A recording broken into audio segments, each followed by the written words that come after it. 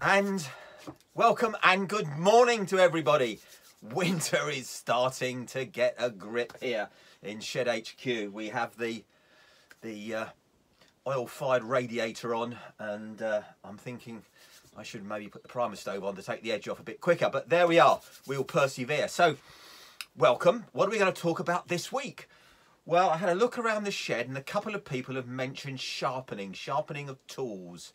So I thought I would cover a very specific way and a level of sharpening tools. What do I mean by that? Well, if you're the sort of person who walks into his shed and there is a tin of paint like this and you want to open it and you pick up an innocent chisel like this and you open it, this is probably the video for you.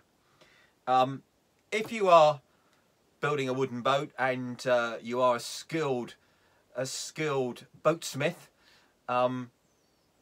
or you are a skilled cabinet maker, this is definitely not the video for you, because you will know what you're doing and you will be very skilled at sharpening your tools. So if you are a low-level shed user, shed abuser, tool abuser, this is for you. If you want a brilliant video, if you really are sharpening some wonderful tools that you may have and want to know exactly how to do it the best way possible, go and look at YouTube. Samson Boat Company, a young lad called Leo Golding, who's building a beautiful Alfred Strange wooden boat in Port Townsend in the USA, and his videos and the equipment they've got and the tools they've got are glorious, and they will cut through the hardest teak, the hardest live oak you've ever seen, like cutting through butter. But this is not that sort of video. So what have we got? Well, we've basically got, in my shed and most sheds, two types of tools. We have a plane or a chisel. Now, why are these important? Well, they basically have one edge. So they have a flat edge like that, and then an angled edge like that. So you can see on the back of a chisel, it's flat, and it only has one blade.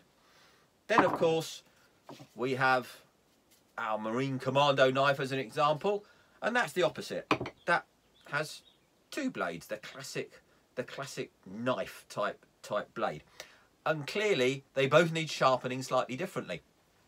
I'll also come on to kitchen tools in a minute and how you use a chef's steel, or how I use, not very well, a chef's steel. So let's start off with, and we could take our beautiful number 4 plane apart, our Stanley plane, but we won't. We'll demonstrate with this poor chisel, poor abused chisel. Now, we'll run through what you may or may not have. So in a good world, you might have a dry stone and oil stone, which you can use. If not, we'll come on to improvisation for some of us who just have a bit of wet and dry sandpaper or some emery cloth. So first thing to remember is 35 degrees is the magic number. How do you judge that? You judge it. You judge it by what the tool looks like, what feels natural to you, and 35, if you can get roughly, and it's not so much the angle, it's the constant holding it. So if you can find some way of just naturally locking your finger and sort of keeping it at 35 degrees, or what you believe is 35 degrees, that'll be fine. So we clearly need to sharpen it. So 35 degrees, I hold it like this, and we'll just slide it up and down our whetstone, and you will be able to see a nice shiny line across there, which indicates to you that you're having some impact, a positive impact. I'm just resting my finger on it, really. I don't need to put any great effort into it.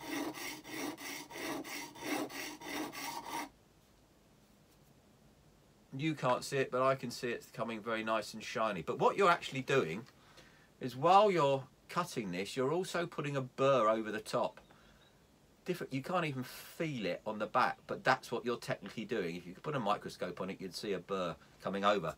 So the bit most people miss, and this is what really gives it its edge, is laying it perfectly flat on your oil stone and just taking that burr off.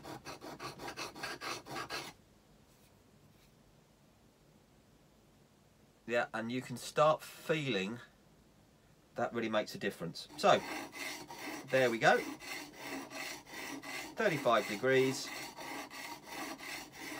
on your oil stone or your dry stone. Take the burr off at the back and off you go. Job done. Ways to improvise that if you haven't got the luxury, and look how old this is, you can see the bow in that.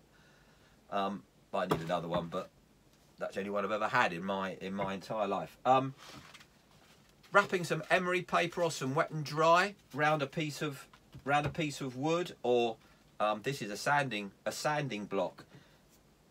It will do the job. Please don't write if you're a proper carpenter, because I know it's horrific, but it will do the job for people like us, working in our shed, working with softwood like pine, and really the sort of people that will open a paint tin with a chisel. We should all be shot, I know that, but there's a lot of people that work at our level.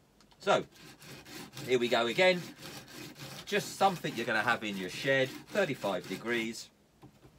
Take off the burr at the back. Yeah, we're actually getting there. So that's your tool, plain chisel, flat back, 35 degree blade. Sharpen that up, take the burr off, job done. Now let's look at a knife, which is our sort of pointy area.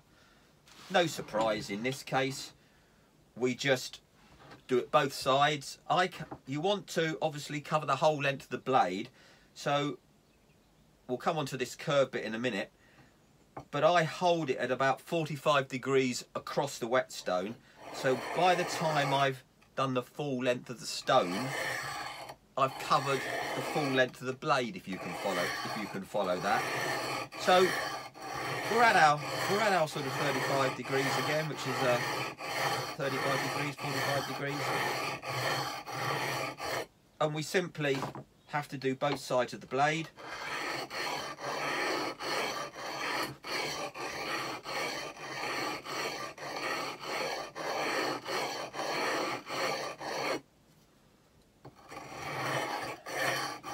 No brake pressure. We're looking at getting an edge back rather than creating one. Oh yeah, that's coming up nice. Better just here. It's probably getting more time on the stone than back here.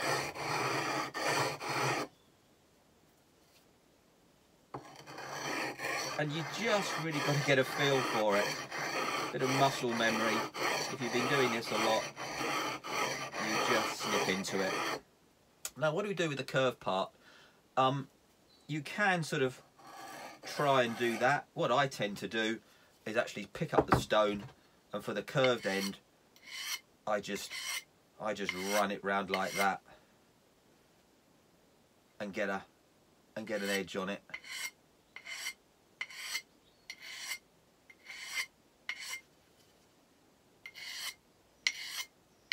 And other people, if you've got other techniques, please come back and tell us. And you can do the same here as well. Clearly, this is a big compromise. Not necessarily the right material, but it will get you an edge. It will get you enough for your basic woodworking skills and woodcraft. Oh, here's another one. That's got a nice edge. 35 degrees. Take off the burr. Job done. Yeah, you see that? A bit of wood on the end. Quite sharp. There's no effort there. Not, as I said before, for shipwright or professional carpenter, please don't write in. But for us, people have to get by what we've got in our sheds, that will do. One quick one. Chefs will be will be horrified at my misuse of the chef's skill or lack of skill. You have seen lovely chefs the way they do this, almost faster than you can look at it. This is really honing. We could start talking about getting leather strops out and the final edge, but we're not really at that level. So this is what I do if I'm carving the old Sunday roast, is I run it through a couple of times that way. Now, I can't do it the way the chefs do it. I just bring it back like that. As I said, a chef will be horrified. But yeah, that's got a nice edge. Sunday roast in a couple of days' time. Well, oh yeah, that'll just, yeah, that's very good. I'm pleased with that. So there we go, a bit of kitchen utensils, very simple. Get yourself a chef's steel. Just keep that edge. Just do it a couple of times. Every time, just pick it up. Every time you pick a knife up, just give it a couple of, and you're good to go. That's it. A quick run through on sharpening. Please, there's lots of clever people out there. If some of our great subscribers have got other ways, other methods, or want to challenge what I've done and be horrified, please come back. We can have a good debate about it.